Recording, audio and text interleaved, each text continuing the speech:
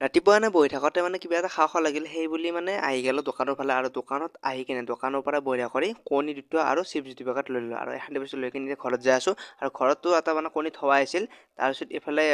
এটা বিলাহী আৰু পেজ এটা লৈ কিনে বঢ়িয়া কুটি ল'লোঁ সৰু সৰু কৰি তাত মই কণীকেইটা বঢ়িয়া কৰি ফাটাই ল'লোঁ গিলাচ এটাৰ ভিতৰত ফাটাই লৈ কিনে তাতে জ্বলা অলপমান দিলোঁ তাৰপিছত আমাৰ মিট মছলা যি আছে মিট মছলা অলপমান দি দিলোঁ তাৰপিছত এইফালে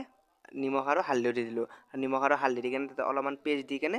বস্তুখিনি বঢ়িয়া কৰি মিহল কৰি ল'লোঁ তাত আনি থোৱা চিপছ পেকেটটো খুলি ল'লোঁ আৰু এইফালে গেছটো জ্বলাই কিনে টাৱাখন বঢ়িয়া কৰি বহাই দিলোঁ আৰু টাৱাৰ ওপৰত বঢ়িয়া কৰি কণীখান পেলাই দিলোঁ আৰু এইফালে তাৰে ওপৰত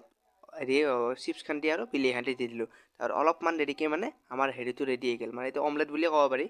সেই হিচাপতে বনছোঁ আৰু এখানটি বঢ়িয়া কৰি কাটপেই দিছোঁ আমাৰ দাদা এটাক সি বঢ়িয়া কাটি আছে লাহে লাহে কিন্তু বস্তুটো ইমান এটা ভাল হোৱা নাই তাক খাই চাব দিলোঁ কিন্তু বঢ়িয়া লগা বুলি কৈছে তাত ময়ো অলপ খাই চালোঁ এনে